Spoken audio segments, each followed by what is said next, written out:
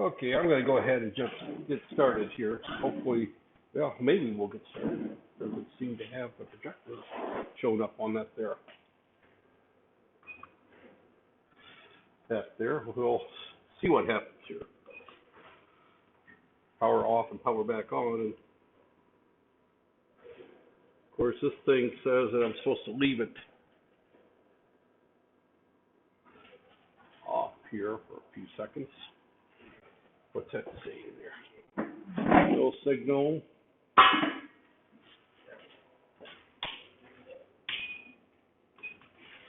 We'll see if this comes up this time here. I apologize for Monday. Hopefully everyone got the message. I put it up on Facebook as soon as I realized that my digestive system was not going to let me go anywhere.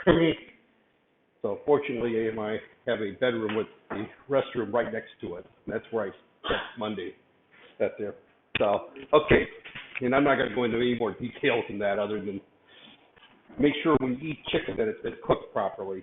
When you go to somebody's house, I guess I should have been a little bit more selective looking at. But, come Hari Rai, that there you go visit people and you're supposed to be polite and that there. And why is our projector not working? On standby. Power, all right, the red light is flashing red. That's if it's coming up now. That's there.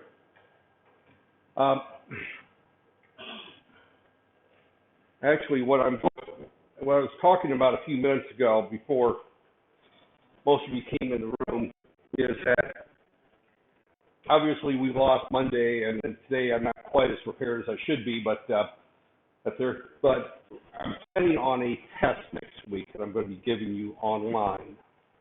This is an online midterm exam, and the entire purpose of this exam is to prepare you for the final exam. So I'm going to say at point blank here is that 90% of what's going to be on the final exam will be on this midterm exam. So when you take this midterm exam, be sure that you realize that those questions are going to be the ones that will show up on the final exam. So therefore, you should not just answer them, but also be aware of that you're going to see the same questions again, maybe worded slightly different, maybe the examples will be a little bit different, but the whole idea is you're going to see very similar questions. And if you can do the midterm and understand the midterm, the probability of you getting something better than a 70% or 60% on the final exam is very high. That's there. I said that last semester with some of the people that took the course during the regular semester, and I suspect that they didn't believe me. That's there. If you go back and talk with the folks who had me last semester and look at their midterm exam and look at their final exam, you would see that I had no reason to lie to you. That's there. So the goal is that I want you to know what's going to be there. This material is confusing enough without me having to trick you. I don't write things. That's there. So I'm going to continue moving on. I have a lab that I just posted online that I want you to look at. And before I get into the slides, let me kind of bring that up here and talk about that there. I just posted it online here. It's actually, when I said, yeah, here it is. And let me delete. Can I delete this right here? Edit title, move, delete. I want to delete the ones that are not supposed to be there. Unfortunately, when they gave me the e-learning site, they tended to, and actually I probably should put that there, but this is the lab right here. Right here. Let me kind of talk about this lab right here. This is a multiplier right there, and you're going to be doing 16-bit addition and multiplication in assembly language right there.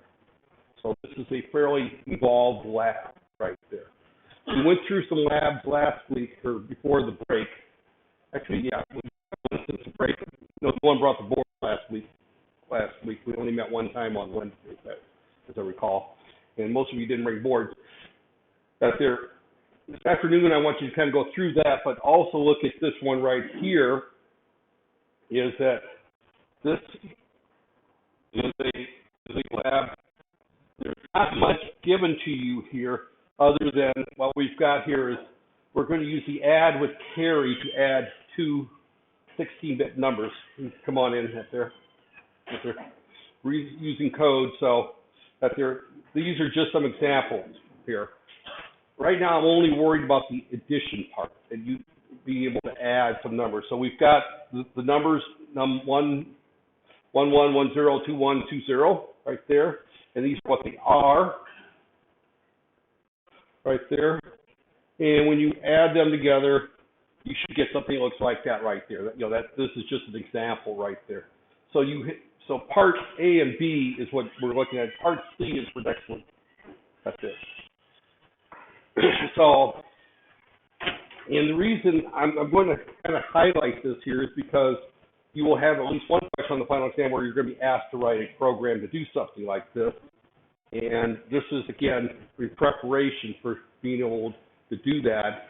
You need to be able to add and multiply very straightforward numbers right there. So this afternoon, we've got the lab that we did last week that some of you weren't here for, and then some of you didn't have the boards. I want you to go through that again. As I recall, I didn't really put anything up there. I just kind of did step by step as I recall, and you have to watch the recording to do that. I didn't have anything posted. You won't have anything to turn in from last week's. This lab, you will have a lab report to turn in. I have not given you the format for it. I think it's going to probably take you a while to do this lab right there. Because, again, I'm not going to, in the past, part B is fairly straightforward. We just simply use the add C command to take care of the carry, and you will end up with a 17-bit number up there. So you look at that right there, and I'll go through some of this as we get into the lab. But I just want to post that it's up there. It's a fairly straightforward lab but it's not exactly something that I'm sure that you can do right off the top of your head, because this is the first time I'm putting a lab out there for you to actually think about that. So, okay, with that said, let me jump in here and just kind of go through.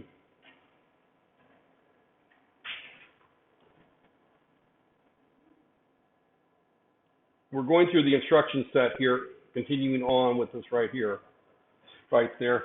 And as we go through this instruction set here, we should be able to see morning up there. So it's actually, we're getting a full house today. Last week it wasn't. Monday I wasn't here. So, okay, we went through these slides last week. That's there. I'm just going to highlight it through very quickly today because we had such a short version that's there. I'm not going to spend a lot of time. The lectures where I spent some time on that there. I went through all the addressing modes last week. I did not get into the instruction set. That's it. So, there. So we had what did we have? 1, 2, 3, 4, 5. Yeah, 8 different addressing modes. We went through all those. That there. I just kind of highlight them. Register addressing. We have 8 registers. There are 4 different sets of registers. We're only going to worry about one. We have direct addressing where we use the address itself. We have indirect where we place the address someplace. We have immediate constant. That's where we have immediate data, where we use the number sign. And then we have the last 4 there are dealing with jump commands.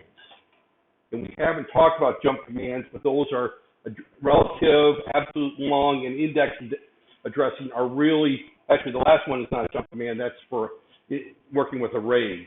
We talked a little bit about that last time. So those are our 8 addressing modes. And just kind of hit our normal instruction is of this format right here. We have an instruction. We have the destination and the source. Notice that it goes right to left.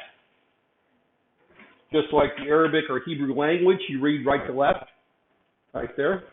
Normally, if you're dealing with English or Malay or those languages, you read right to, left to right. We're moving A to B. Here we're moving from B to A. It's reverse. Intel started doing this back in the 1970s. For some reason, one of the engineers that worked on the original 4004 microprocessor decided it made more sense for him to do it that way. Ever since then, that's the way assembly language has been written, right there. So whenever we have an instruction, we have a destination is first, then the source. So it's a little confusing. The operand can be a data itself, it can be a register, a memory location, or an I/O port. We talked a little bit about that. I'm going relatively quickly. Now code defines what type of operation. We can have operations such as move is the most common one. We've looked at add, multiply, subtract, jump if no carry, jump not zero, or just jump. Those types of things right there. Okay, let me just stop here a second. I've covered this before, but let me just kind of highlight this again. This is the 8051 architecture as it comes from Intel, right there. You will be expected to know parts of this. And again, as I give you the practice test next week, you'll be asked to answer some questions about this. We have to realize that we've got the accumulator and the B registers. Those are the two registers in the programmer model. We also have, and it's not shown in here, are 8 registers, which are in our static RAM area right here. So we've got our static address, static RAM that's there. This is built onto the chip here. Down here, we've got the other parts of the chip, which we don't necessarily address that often. The data pointer the PC increment, the program counter we talk about, the program address register we talk a little bit about. That's there. We will be talking a lot about the special function registers. We've already mentioned some of those. I mentioned some of the special function registers are the ports. The ports are part of the special function registers right there. And then our interrupt. So you'll be expected to know some of this right here. That's there. Okay, this is our memory organization. Review, I said this is confusing, right? And the reason it's confusing is there's 3 different memory addressing spaces. That's there. You look at, that's there. We've got our program memory. This program memory is on the chip. When you download your code to the chip, this is where that's going. This is where your program memory goes to. Get there. We've also got on the chip our data memory, and that's RAM. Now that is limited to 256 bytes of RAM on our chip. Right there. 256 bytes is what we've got on the chip. Now, this is where this chip gets confusing. We also have external data address space. However, the original 8051 designed by Intel only had 256 bytes. If you wanted more than 256 bytes, you had to add external memory. The chip we're using is developed by Silicon Labs. It is not the one by Intel, but it uses the core. It has built into it 4K of data on the chip. It's addressed with external commands, and we have to treat it as external, but it's internal to the chip. So we have 3 different types of memory, one of which is labeled external, but it's not external. It's built into the chip. But the way that the architecture works out there. So program and data memory share the same address space, but you use different instructions right there. So if we're going to do things with program memory, then of course, that usually means that we're going to be doing, jumps or calls, things like that. We're going to be addressing that there. If we're doing direct memory addressing, we're talking about there. And here we see this little thing called a MoveX command. MoveX means that we're talking to memory outside the memory space, on the chip that's there. So this is very confusing, but we're not going to worry too much about that. And we can have up to 64K of external memory. Some versions of the 8051 have more than 4K. Some have 8K, some have 2K, some have 512 bytes. I don't remember what our chip has right there. But this particular set of slides deals with the 80F20, which had 4K. The F120 is the one I'm most familiar with. That's what I used to use. It had 8K. I think ours has only got 2K. We're using a much smaller chip right there. As you recall, our chip only has, 22 or 24 pins right there. So we've got 3 different memory spaces. Again, I know I went through this before, but not everybody was here, and this is very important. That there. Okay, internal data memory. This is our 256 bytes of internal data memory. When we talk about data memory, that there, you need to know what's here. This you need to know.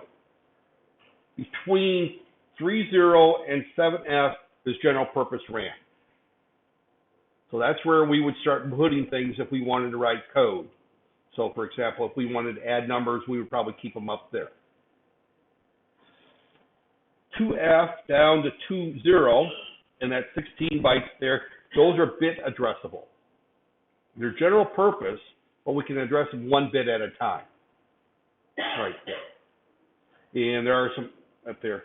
And then below that, we've got 32 bytes of our 4 registers, sets of registers, right there.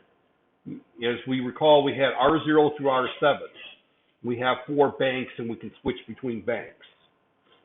That there, as I recall, the last thing we tried doing last Wednesday, I tried to switch between banks, and it didn't work right. So, and I haven't tried anything with that there. But there's a way that you're supposed to be able to address between banks, right there. It gets relatively confusing as we went through some of the lab.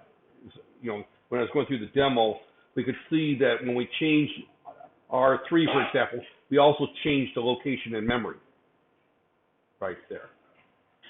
So we can see all these places. This is the internal data memory, right there. Now, in particular here, between 80, this doesn't show this, but right here, this stops at 7F. That's 128 bytes there. So this is the bottom 128 bytes. The top 128 bytes are our special function registers. That's how we control the chip and talk to the outside world. That contains all kinds of stuff there. There's 128 bytes there. And that's what's outlined here. These are the special function registers. We're getting into the nitty-gritty of this microcontroller at this point. So as we look at these right here, and let's just pick one right here, P1. P1 is port 1. Port 1 is also addressable by bit. So we can have port 1.2, which is the 3rd bit in port 1, right there. Now we also have here, as we look at one of these here, let's find it here. There's a port 7. Our chip does not have port 7. Morning. In order to have port 7, that means we have to have 8 ports, right? P0 through P7. Our chip only has 22 pins, 24 pins. It's got ports 0, 1, and part of 2. So it's got essentially 2.5 ports is what it's got on our chip. Some versions of this chip that Silicon Labs puts out has 64 bits of I/O pins. It's a large family. We're using one of the smaller chips in this family. We're using one that's cheap. But as we look here, we also see such things here as, here's our timer modes. TL0, TL1, TH1 or TH0, TH1. These are our timer ports. We talked a little bit about the timers when we did blanking, right there. Those are the timers. Those are in the special function registers. We also have our interrupt enable pins. We have port 3. We have our program status word. We have our accumulator actually shows up there. Here's our B register actually shows up there. We have our serial buffer. So if we want to talk to the serial port, we have our serial buffers here.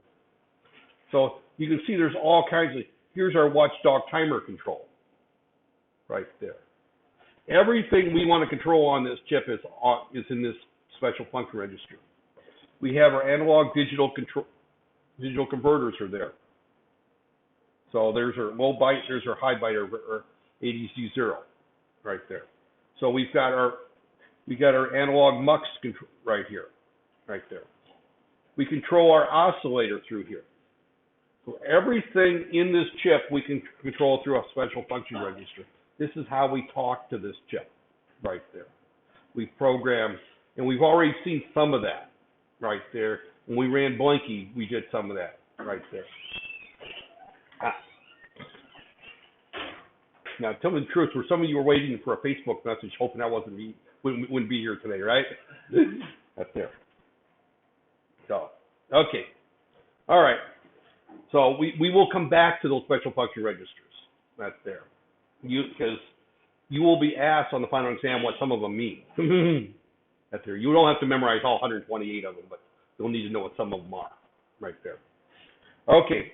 Let me just review the 8 addressing modes here real quick. I talked about this last week. I think I spent the better part of an hour and a half discussing this last Wednesday. Unfortunately, about half of you are still, back at your compound eating and enjoying your Hari Raya vacation and forgetting about classes, right? Yeah, that's there. That was probably more enjoyable than being here, right? That's there. So, okay. The register, we're moving from our registers, A, B, R1, R0, right there. That's really obvious. We're taking the contents of register B and moving it to contents B. We're actually copying it. We're not taking it out of B. In other words, it's still there. We're just making a copy. Here we're moving whatever was in A to memory location 30 hex. Remember back here, our general purpose RAM starts at location 30, right there. So if we're going to be moving, 30 is our first address we have available to us. Anything below 30 is used for our bit addresses. Well, we can use them. That there. Actually, anything above 20 we can use. That there, 30 to 20 can be used. Typically they use it for things that are only bit addressable, but you can use them. They're all right to use. That there. So that there. So things get a little bit tricky when you want to do bit addressing. We'll talk about that later in the hour here. Okay, indirect means that R0 has the address right here. So if I want to use this, I would move, for example, 30 into R0 and add right there. And did I even bring my board today? Hopefully I have a board with me. If I didn't, then it's downstairs, so I can't do a demo now. I'll wait till this afternoon. I'll do some. We'll go through the demos on these right here. So I didn't bring it with me now, but if not, I'll have to steal a board that's there. No, I didn't take it home. Okay, all right, but this here means that R0 contains the address. Is what this means. Right there, indirect. So we load R0 with the address of the data here. The next one is immediate. We've used immediate before. We're going to move the number 80 hex into the accumulator, added to the accumulator. So this simply says is A is equal to A plus 80 hex, right there. Right there. Where this here is A is equal to A plus whatever is contained in R0, the memory location. R0 contains a memory location right there. So we're having to go to that location there. Here, up there. So up there. So those are our normal modes of operation. These three here are jumps right there. And relative, absolute, and long are used. Relative means it's got to be plus or minus 127 bytes. It's got to be very close. Normally, if you're going to be using a short jump or a relative jump, and it uses S for short jump, that means it's going to be within, 520, instructions up there. Almost all conditional jumps are going to be relative. So if you have a conditional jump, and we've seen some of those where we do a jump if not 0, right there, then we look at it there. Absolute means we can jump a little further. We have 12-bit. Long means that we're going to be doing anywhere. We give it the full 64-bit address right there. In other words, we could jump anywhere we want there. An index means that we're going to be, and the index actually should go up here. That's another version of the indirect. The index means we're going to move into A, the contents of A plus the program counter. So A is an offset is what it is. It's a relatively complex instruction. I'm not going to dwell much on it until I can show you an example of that there.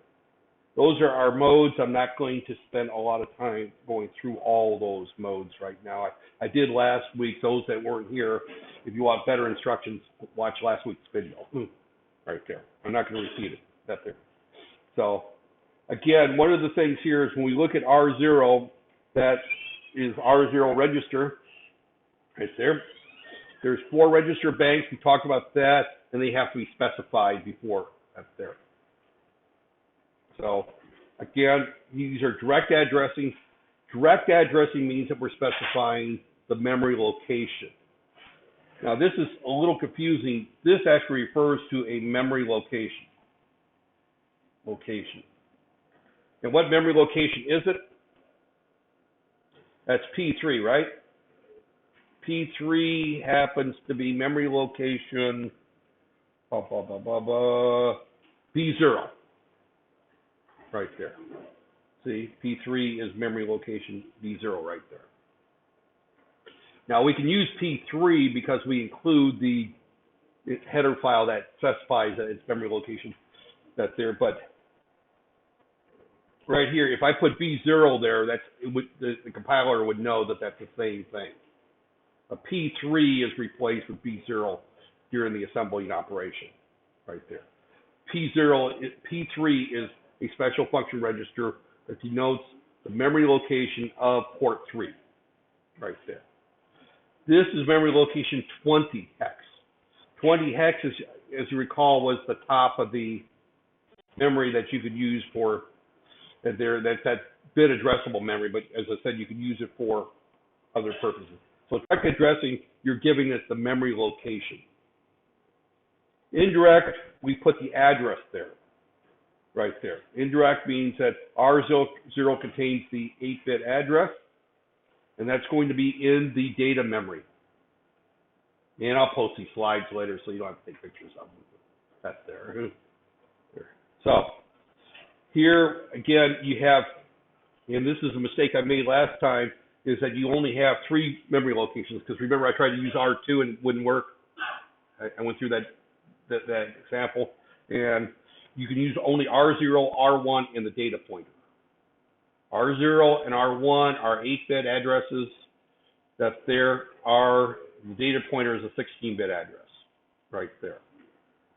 So again, those are our locations that there. Again, we're pointing here. Notice here that we're using MOVX. Normally, if we're going to use a data pointer, we're going to be talking external memory.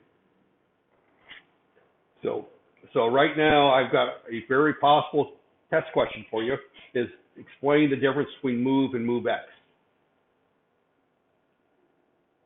MOVX is you're using the external memory.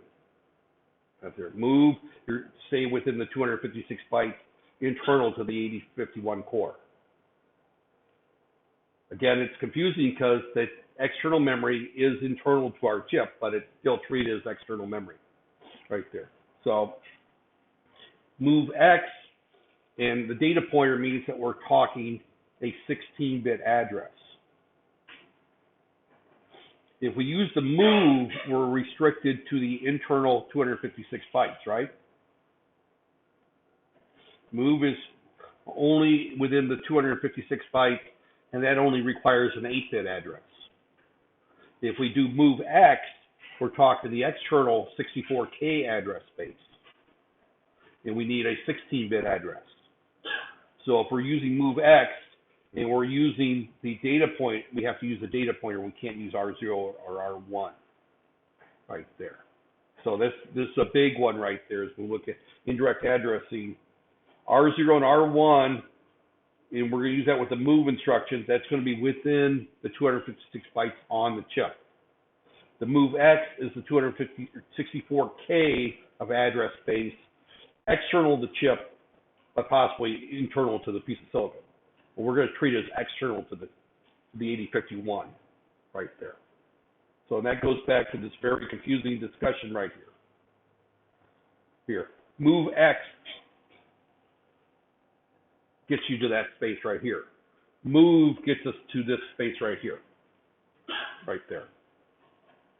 And then later on, you might see a move C, which would be over here. Move C for in the code memory. So we've got 3 different locations. We haven't talked about using the code memory yet, but that's there.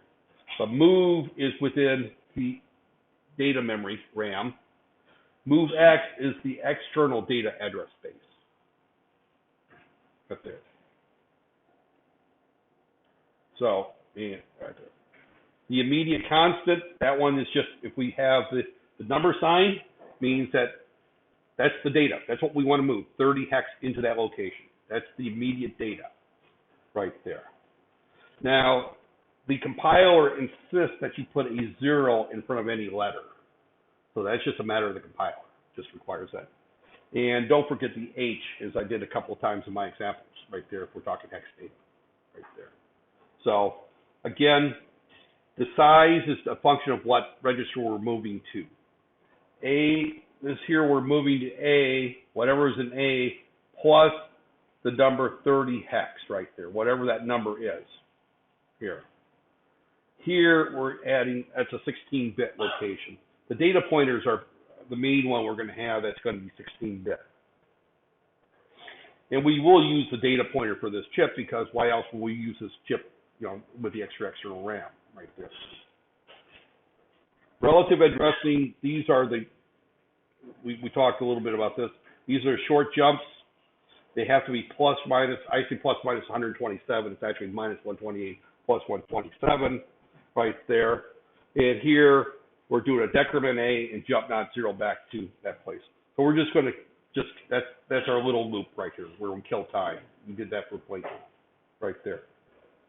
Absolute means that we're going to be going a little farther where we have an 11-bit address specified right there. So we have to be within the current 2K page right there. So we have to be within that particular page. And this is an absolute call. This is we're calling a function. So we're going to go there, and at the end of it, we will have a return, and it goes back to the instruction right there after that. Relative addressing and long addressing, we just simply, it's the same thing, only now we have 16 bits right there. So that's there. And the last one we talked about was the index addressing right there, and I think that's where I stopped my discussion last time. Right there. Again, I hate to have to waste time reviewing it, but see now I had about a third of the class here last time. I figured I better go through it right there because this is an important discussion. These slides are important. Right there. Okay, now let's start talking about here. We're going to start writing code because as you saw, I put a lab up for next week that I want you to start looking at doing. This afternoon, I'm just going to go through some of these instructions and kind of show you how they work, give you some hints that's there.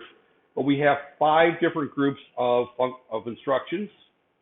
And first is arithmetic, logical, data transfer, Boolean, and program branching right there.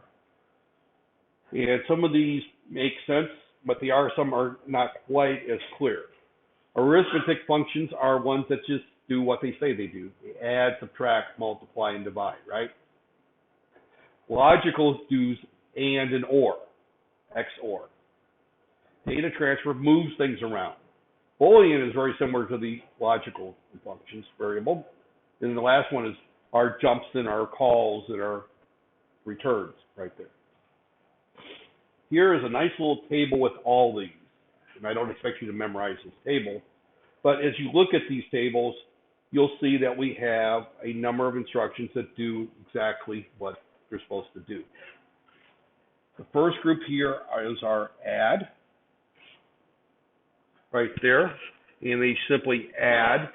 And as you note, that all the add instructions are showing using the accumulator right there. Right here. So we're using the accumulator for our adds. That there. Then our next one is our add with carry. Right here. Now our add with carry simply means that we're going to take into account the carry flag. Right there. As you look at the assignment, you have 16-bit add. So the first add, you would not use a carry flag, but the second add, you have to take into account the carry flag. Right there. So, and we'll look at that when I bring the board up. We'll go through some of these examples here. Right there. Then the next ones here are our subtract. Right there. And our subtracts all take into account the carry flag. Right there. So if we subtract 2 numbers, it's going to take into account whether the carry flag, and keep in mind that we're subtracting now. This is subtract with borrow, is what that is right there. Again, we're using the accumulate right there. Right there. So we're looking at A minus the contents of register N minus the carry flag. The carry flag is either a 1 or a 0. Right there. We're going to direct memory. We give a memory location. Memory location 30 minus that there. So we can have indirect with the addresses contained in our register, and we subtract that location. And then we also have the immediate right there. So we have all of our various addressing modes. So we've got the various that there. The next 2 here are increment and decrement right there. And we can increment a register, a memory location, or indirect. That's there. So we can do increments, and we can also do decrements right there. And an increment is just A is equal to A plus 1 right there. So, and we can do that and then we can do a decrement. Those are quite often used for loops. If we want to do a loop, 256 times, we decrement right there. Now we can combine some of these later on. Right there. And then the last 3, the next 2 is multiply and divide, right there. These are integer, right there. This is an integer processor. We haven't talked about how we handle floating point numbers, right there. And then the last one is decimal adjust. A decimal adjust means that we did an addition and we want to adjust it so that it's in BCD format. I'm not going to spend time on that right now. So those are all of our arithmetic instructions. Fairly basic. Can't do a lot with it, right? You don't see any sine or cosine functions there, do you? There's no floating point multiplications. There's no square root functions here. This is a very primitive microcontroller in terms of doing number crunching. You can't do a lot, but that's enough. You can do everything we need with this here. This is more than enough right there. So those are our arithmetic instructions right there. And as you can see, we've got plenty, but we've got basically add, subtract, multiply, divide, increment, and decrement. Those are what we've got right there. It's a 4-function calculator. And not even a 4-function calculator because you don't have floating point right there. You only have integer. Our logical functions are AND, OR, XOR, and NOT. Now those are used for quite often reading ports and setting bits or various things like that. So on a byte data in a bit by bit, so we can mask out a particular bit to see if a bit's a 1 or a 0 right there.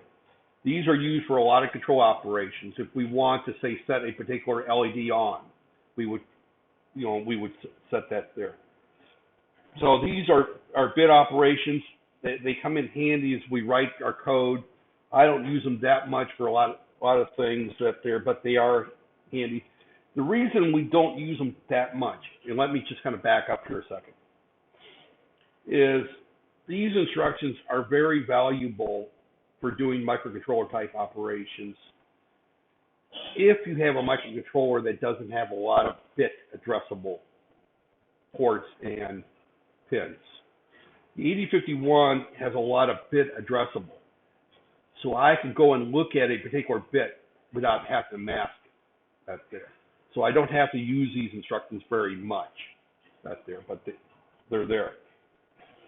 Here's our data instructions right there, or data transfer, excuse me. You'll notice that there's 3 versions of those. There's the move. The move deals with what? Data memory, right? The move C, that deals with code memory. Remember, we have 3 different address spaces. And then our move X, that's our external RAM. So we've got 3 different types of memory that we can address. And it's very easy to remember is you've got the C or the X there.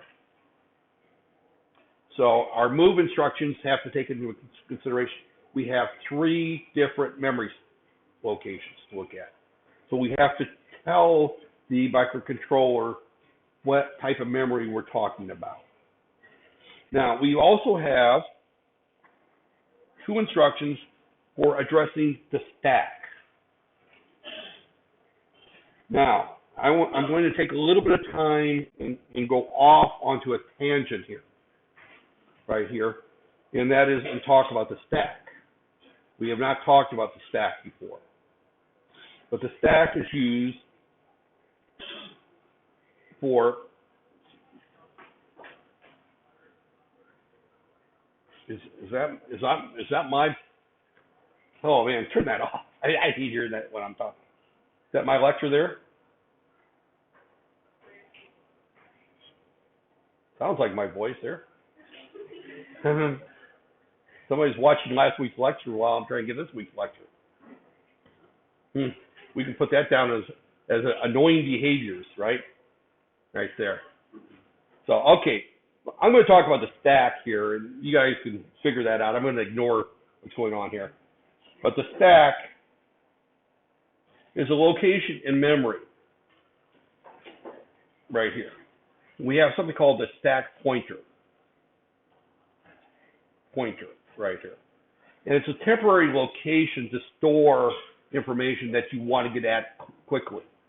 So we push something onto the stack, and then we increment the stack pointer. We pop something off, and we decrement the stack pointer. So we're pointing to this right here, and I push something on the stack, I put that data there, and then I'm going to be pointing to the next location. I push something on that, and I point to the next one. And if I pop something off, I go back and point to the next one right there. And what it's used for is keeping information that is temporary. That's there. The most common place we use the stack is during interrupts and subroutines. If I have a call, and let's just call it a short call right there, call. And let me just go back, to my, right here. Okay, where are we at? Okay. We have a short jump here. All right. Well, let's just say we got two types of calls, and I do a call. And what happens when I do the call, and let's look at the absolute call, an absolute or a long call. We'll use a long call. And the reason I'm using the long call is it's 16 bits right there. I'm going to place onto the stack the return address of where I need to go back to when I'm done. So when I do a call, that means I want to call. I want to return back. If I do a jump, I don't care about coming back. I'm not coming back. But a call is a subroutine call. Everyone took C, right? You know, you remember that course in that funky language called C, right there, and you call it functions, right? Well, when you call a function, when that function completes, what does it do? It goes back to where you called it from, right? Well, that's what a call does here. Is when I do a call right here, I'm going to call a subroutine. Now, if I want to pass variables to the subroutine, normally I would push them onto the stack before I do the call. When you call a function in C, it handles all the pushing and popping from the stack for you. If you're going to do it in assembly language, then you have to do that manually. We're not, this is a one semester course and we're trying to do it in 8 weeks. We're not going to do a lot of that manually, but it has to be done manually. That's there. That's a big difference between a C and assembly language. That's there. So when I do an absolute call or a long call, that means that the microprocessor will automatically push the two bytes to return back to where I'm at. Because at the end, I'm going to have a return, right? At the end of any kind of function, I have a return from subroutine. And that return from subroutine needs to know how to get back to where it was at. And the only way it can know where to go back to is if the program counter at the time of the call was pushed onto the stack. If I want to pass other information, then I either have to load it into the registers or push it onto the stack. That's it.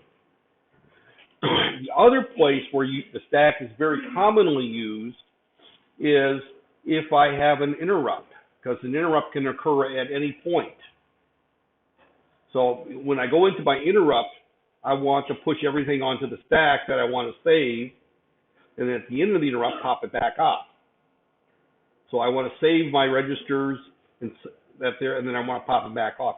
So when you use the stack in order to hold this information temporarily, in C, you don't worry about the stack. It's taken care of for you. That's one of the beauties of using a language like C. When you took C, you probably hated the language, right? Nobody likes programming their first time. And to be honest with you, C is not what I consider the best language to teach for a first-time computer language. But C does take care of the stack for you. If you're doing an assembly language, we have to manage the stack by hand. That's there. So when we look at this stack here, those two instructions are pushing and popping onto the stack is what they do. That's there.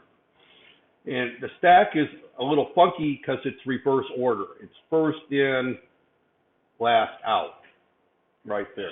In other words, it's like you understand what I mean by a Dixie cup container, where you push the cups on. Whatever you pushed on last is what comes off first, right there. It's like a shelf, and you only see the last thing you push onto the stack. That's there. So it's last in, first out is the way we look at it there. So as we push things onto the stack here,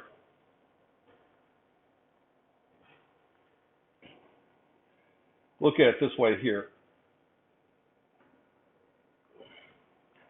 I push this onto the stack, right? And then I push something else onto the stack. This goes here, and this goes here. I only see the last thing. I push something else onto the stack. X goes here, the Y goes here, and my Z goes there. So if I push X, push Y, push Z, that's what I've got. If I want to return them back the way that they were, I have some code here, I would push, or pop, excuse me, pop Z, pop Y, pop X. I have to reverse the order in which I pop them off. That's there. So the first thing I pushed onto the stack was the X. That's the last thing that comes off. So it's, you often hear it first in, last out, or last in, first out. You'll see those two terms there when you talk about stack. And that just simply means that you have to push them, the way you put them onto the stack, you have to reverse the way you take them off. Right there. It's like stacking plates in the kitchen. Whatever plate you put on the top is the first one you took off. Right there. So you don't come down and grab this one here. Now there's ways of doing that, but we don't necessarily, we're not going to get into that up there, where we can add to the stack pointer so many places right there. But the stack pointer is used a lot when we deal with interrupts and functions. Right there. We have to use the stack up there. So with that said, up there, we have our two exchanges where we just simply reverse the two of them. Right there, exchange. Right there. Right there, and all that does is just, it does an exchange. Right there. There, and then we've got this one here is kind of a funky one. I'll be honest, I've never used it. Exchange low order digits. Right there. So I've never used it for anything, so I can't really comment what you would use it for. I'm sure it has a use somewhere along the line at some point in time. I have never used it for anything. So, but these are our data transfers. So these are our moves. You see, it's fairly complex. We've got all our data moves. The Boolean variable expressions, those we've seen, those are actually fairly straightforward. I can't remember them all off the top of my head right there, but we have our clear direct bits. Now these bits here are going back to, and let's just simply say, let's just go through them first here. You know, C is the carry flag right there. This is direct bit. That could be port 0.1, for example. We use this one right here, complement port 1.1, right, or 0.1. Complement that. We can also set that there, and we can clear that. As I mentioned before, we've got the option of accessing these bits one by one, so that we don't need to use as many of the logical functions right there. We also have and our bit with the up there, and not bit with carry, or up there. Jump if the carry is set, jump if the carry is not set. Jump if a particular bit is set, jump if a bit is not set. So I can look at port 1.1 and do a jump if it's a 0. Right there. I'm going to do a jump, not bit, JNB P1.1, and I can tell it where I want it to jump to. Right there. I can specify if a specified bit is set, I clear it and then jump. Right there. That's usually used for if we're going to be using a bit other than one of the ports. Right there. We can set a bit and clear it right there. So we've got all kinds of options here. Where here's an example where we start the timer, start T set bit TR0, that starts it, and then jump, wait till it overflows right there. And we just simply jump if the bit is not set right there back to the pole. We just stay in that location. So we start the timer, we let the timer count down. You know, the timer's we set the timer up before this on how we want to do this. And this just simply waits for that timer to time out. Right there is what that does. It just sets a wait there. So it's a way of using the timer. Very easy. And the program jump instructions we talked a little bit about there before. Use the control.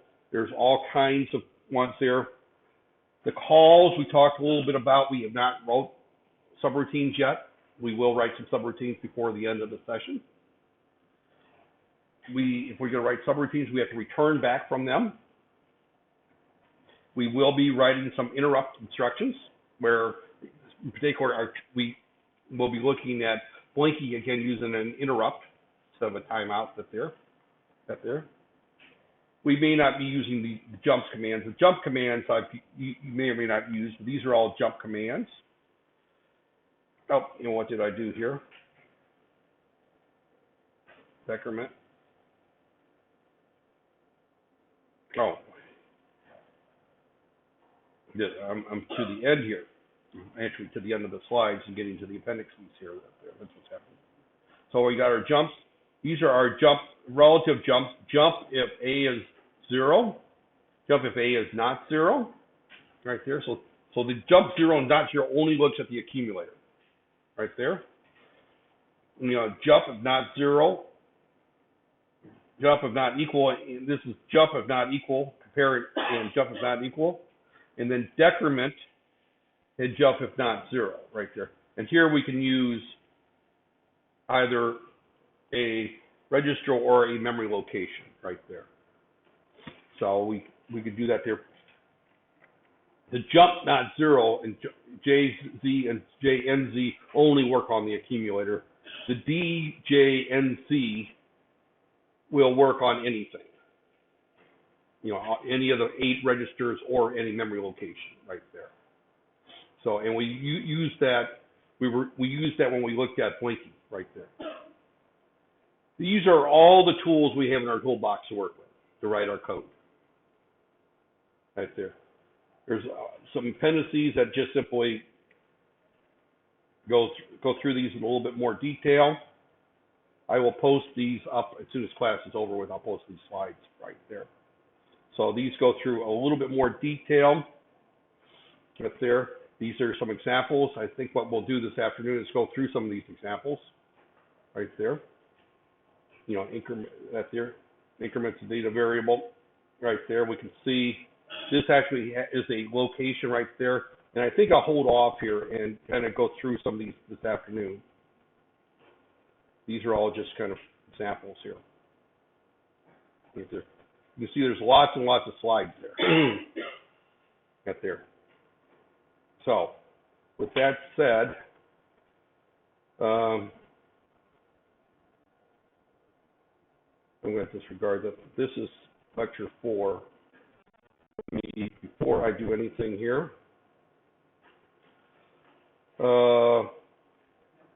actually, I'm going to add a file up there. Let me put this file up here real quick.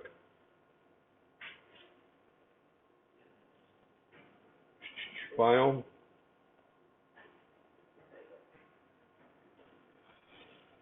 Short semester. And I'm going to say instructions / just instructions up there.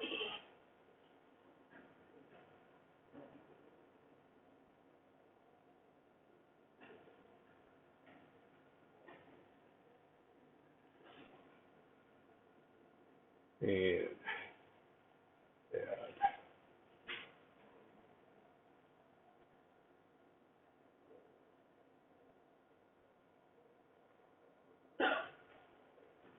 Instructions, so that's the one that we're using. Okay. Okay, I just put those slides up right there. So, and then at the same time, let me go ahead and do the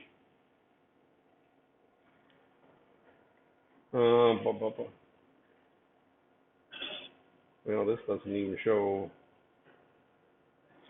Okay. Let me see if I can do the attendance thing here, but sometimes it works, sometimes it doesn't. I have had nothing but trouble with attending this summer session here. Main 1 microprocessor.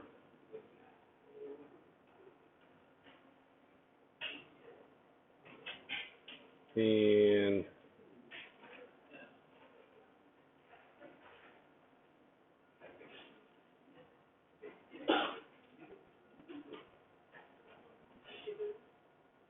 Today's date is what?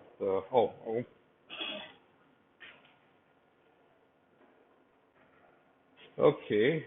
7th July. It ends the 7th of July. All right. Well, then we'll figure the attendance out later. That's there.